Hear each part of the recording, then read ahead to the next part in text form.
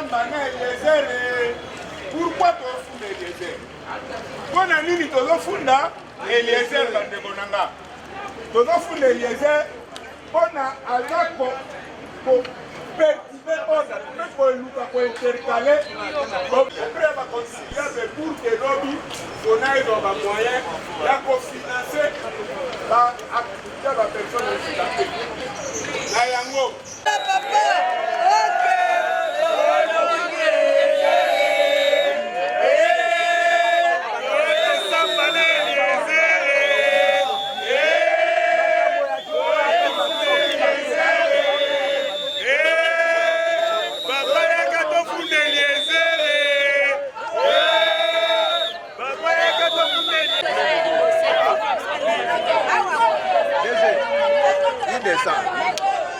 Le procureur dit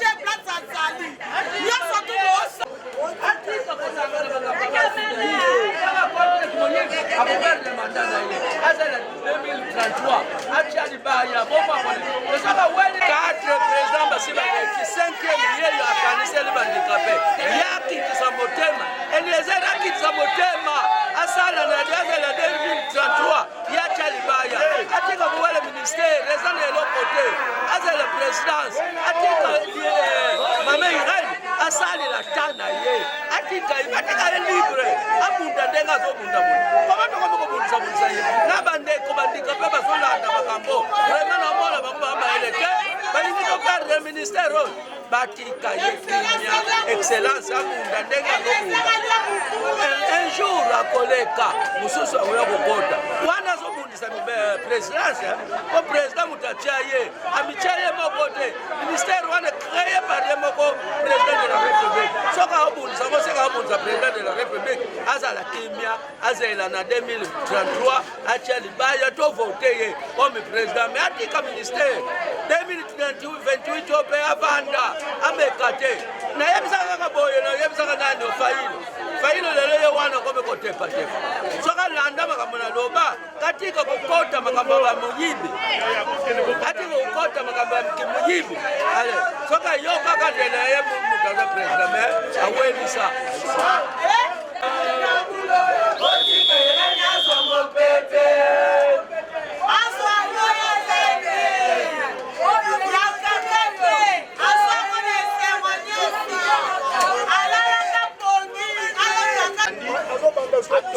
fondation de Mazamira, abandonne la fondation. Maman Irène, Aoumela. Tobola tika samsala. Musala kendara. Alembe na lembe. Kolia mbangu ebesi sala. Abandonne la fondation. Donc comme si on a étape à mire. Avant de Mazamira, acha ma plateforme, ma fenêtre, on a ce qui est démarré. Atika.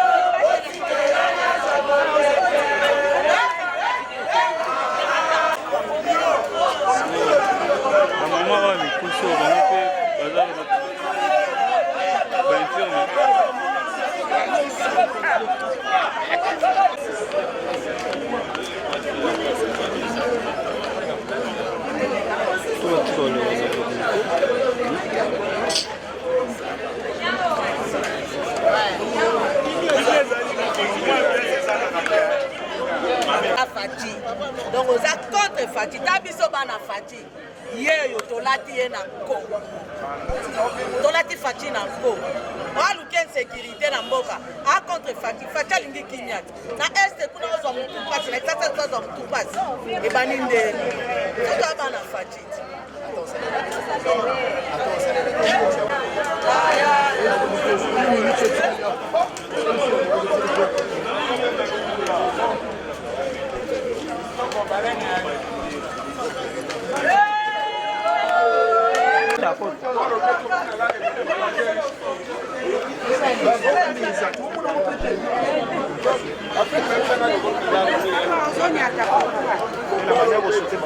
Mais ala kuna awo ye kulibani awo esa place à presse yo sa presse hein omoni kozosala bien te zala kuna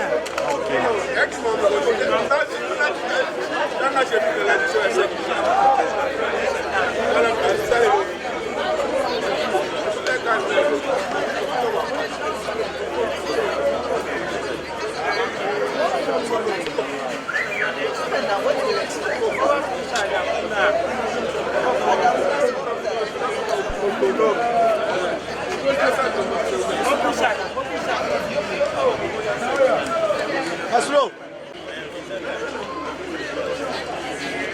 Mamale.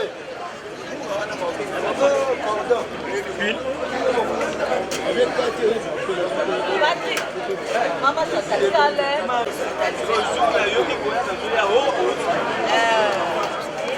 La salle est semaine. Nicolas, tu l'as pas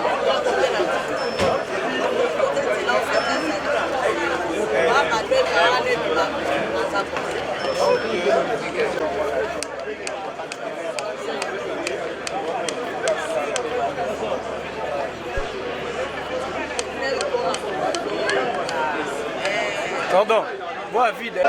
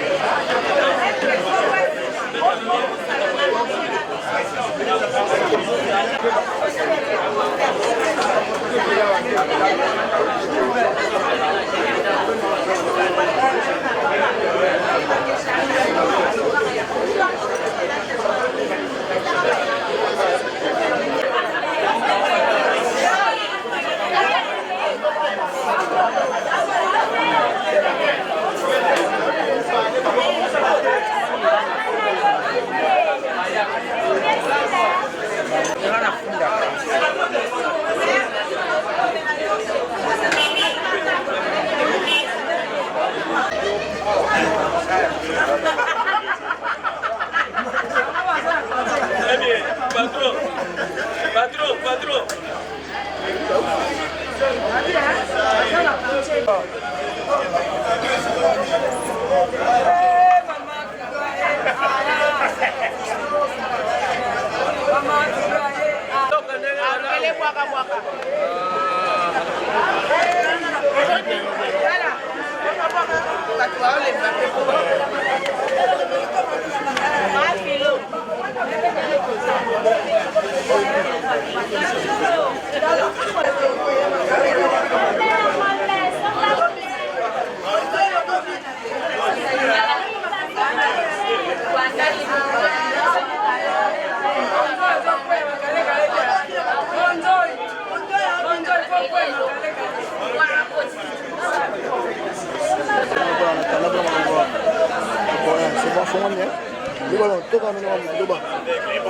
Allô.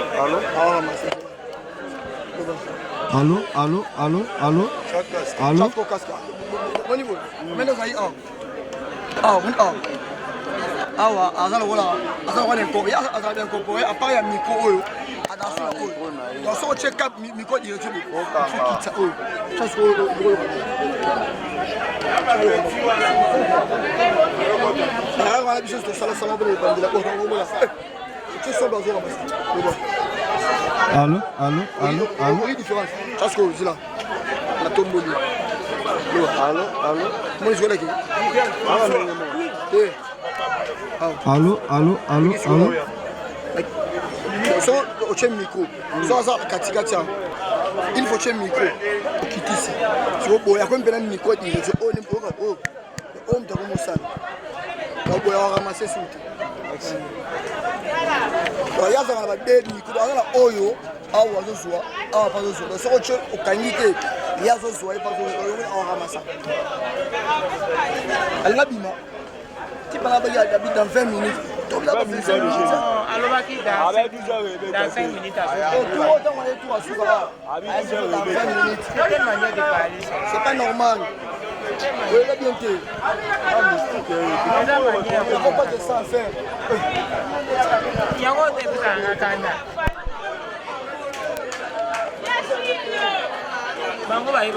Monsieur, on a télé, on a dit que le téléphone nous sonne déjà. Après, alors, j'avais aussi d'autres programmes. Est-ce que vous allez bien? On te met ça dans la programme. Tu vas voir comment tu vas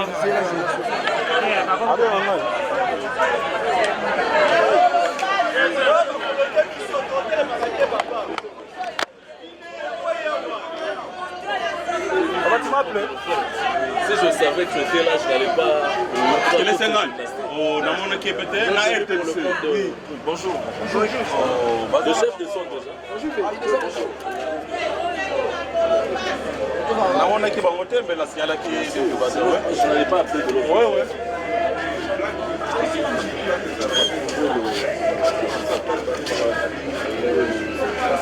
Chef,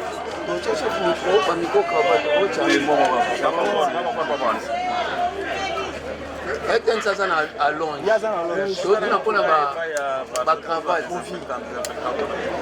money hold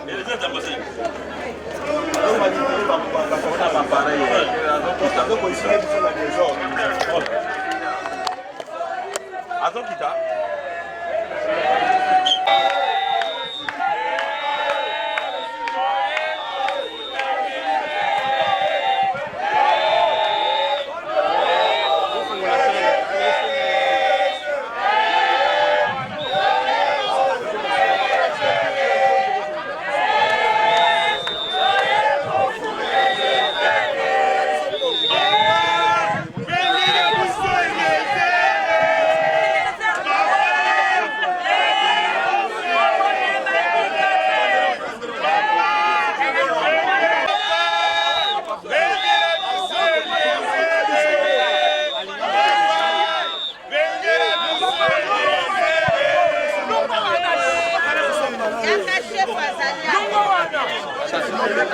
Pour incitation au trouble à l'ordre public, manipulation et dénigrement de la personne avec handicap en République démocratique du Congo.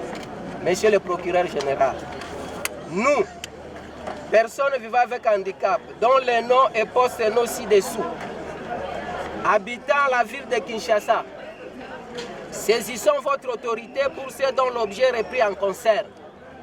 En effet, la majorité d'entre nous avions été, lors de la création par le député Eliezer Tambwe, du mouvement de réveil des personnes handicapées au sein des partis politiques dénommés Action commune pour la République, ACR en sigle.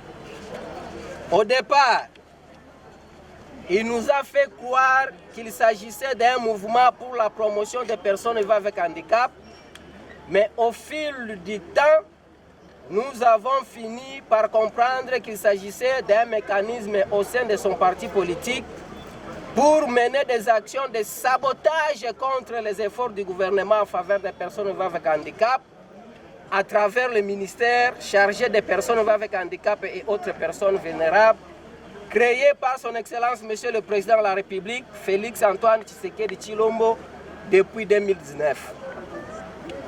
Pour votre gouvernement, Monsieur Eliezer Tambwe s'est distingué pendant plusieurs années par l'organisation des émissions à téléphone ouvert avec des questions orientées pour pousser surtout les personnes avec handicap à la méconnaissance des actions de leur ministère.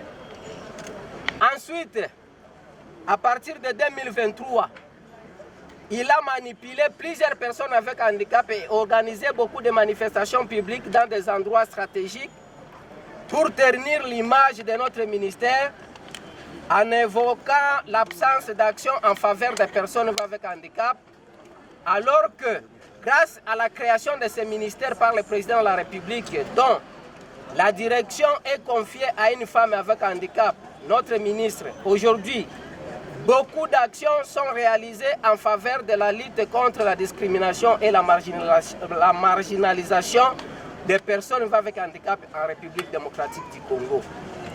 À titre d'exemple, nous avons la loi organique numéro 22/003 portant protection et promotion des droits des personnes avec handicap et la mise en place du secrétariat général aux personnes vivant avec handicap et autres personnes vulnérables qui recrute 2000 agents et cadres dont 60% est composé de personnes avec handicap conformément au discours du président de la République en décembre 2024 sur l'état de la nation.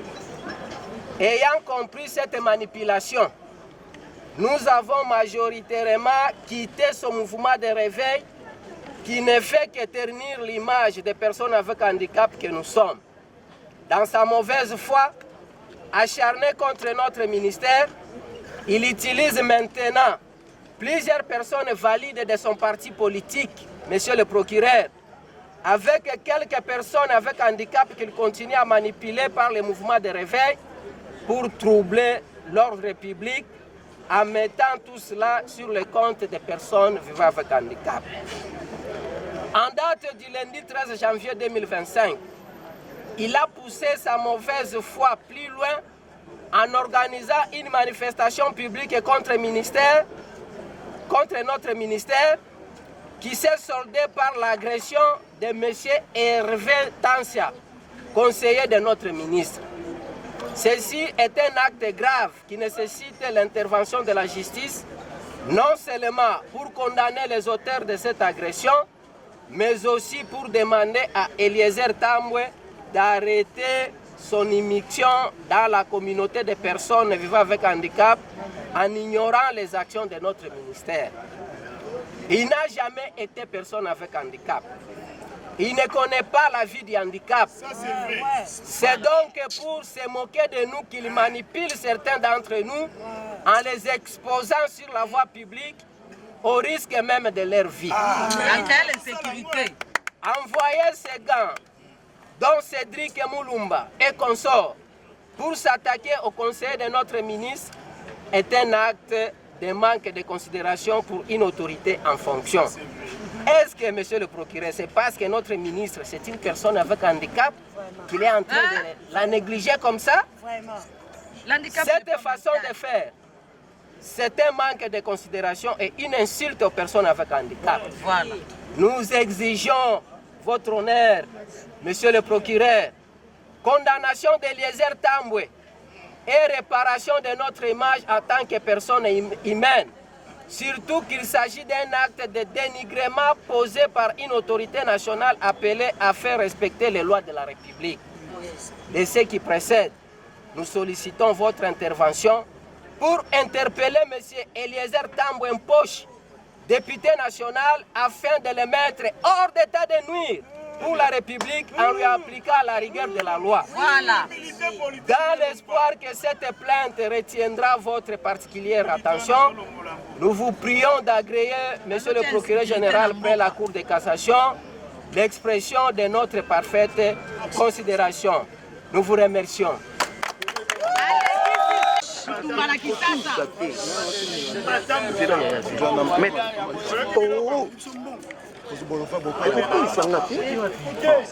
Chef Macha micro. Bon, toloba na lingala. Téléphone a foyé bien. Bangundi banko. Non. Yambo ya koloba. Ta téléphone Tombe bino Mobu Molamu ya 2025.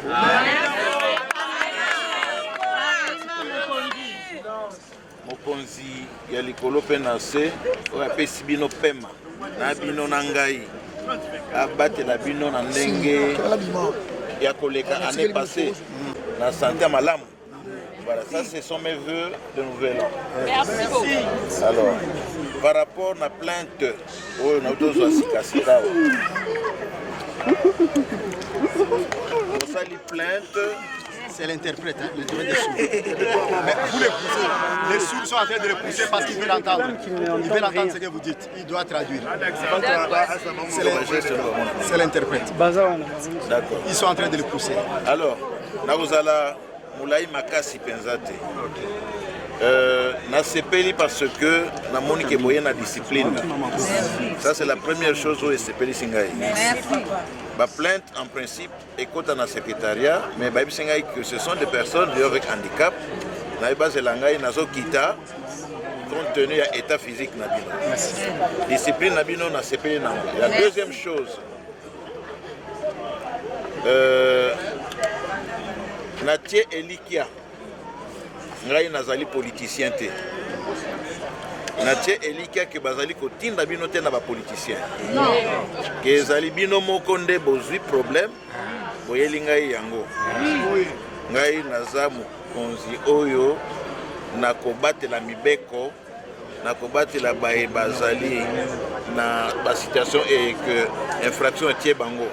Ah boye boye kofunda mutu moko na qui botangi kombo Eliezer Tambo azali député national azak muta compétence na ngai bondi melangai na kotanga na bo sembo nyonso na malembe na procédure toke na procédure ndenge sengeli sans passion. Je regrette que le légisi moi temps mais on va aller assez vite et l'inko lobani bo confirmer plainte na bino.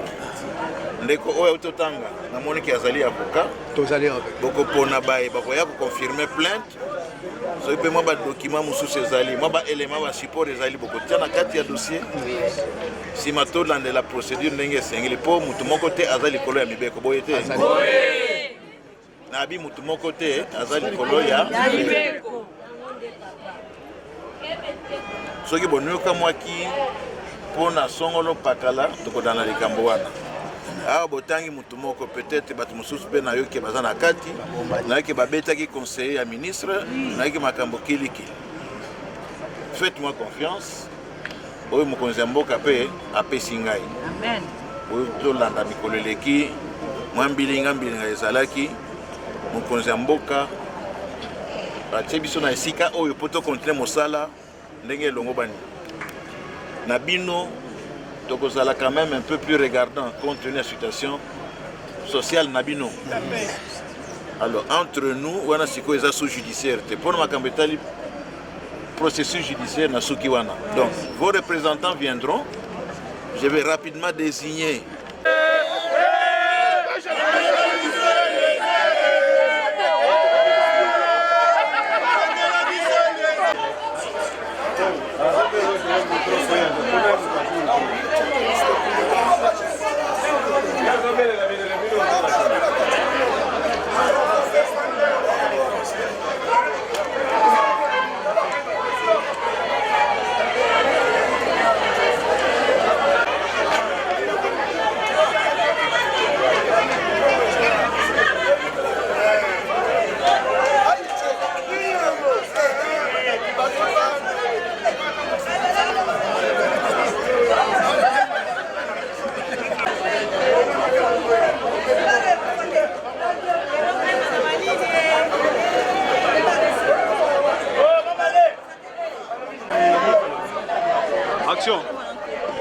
biso ba personne vivant avec handicap toye lelo awa na cour de cassation pour na kotika plainte contre l'honorable monsieur Eliezer Tambwe pour na manipulation oyo aza ko manipuler ba personne handicapée oyo ya mouvement na ye parti politique na ye SR a créé qui peut sous parti oyo eza kobengama na kombo ya mouvement de réveil oyo azui quelques handicapés oyo azo manipuler bango contre excellence madame Irène Esambo Diata pour na ministère kitoko oyo monsieur le président de la République chef de l'État Fachi Beton oyo apesi biso. Maintenant Eliezer Tambwe aza ko manipuler handicapé croyant que a rejoindre le ministère wana.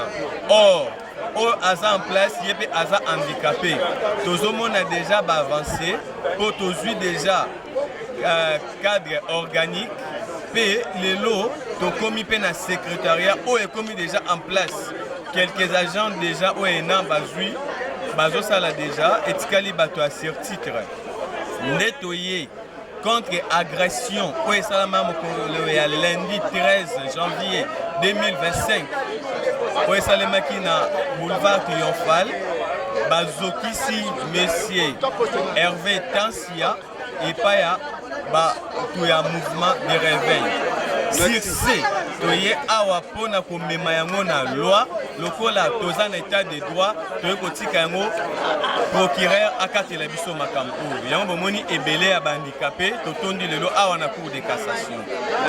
Merci.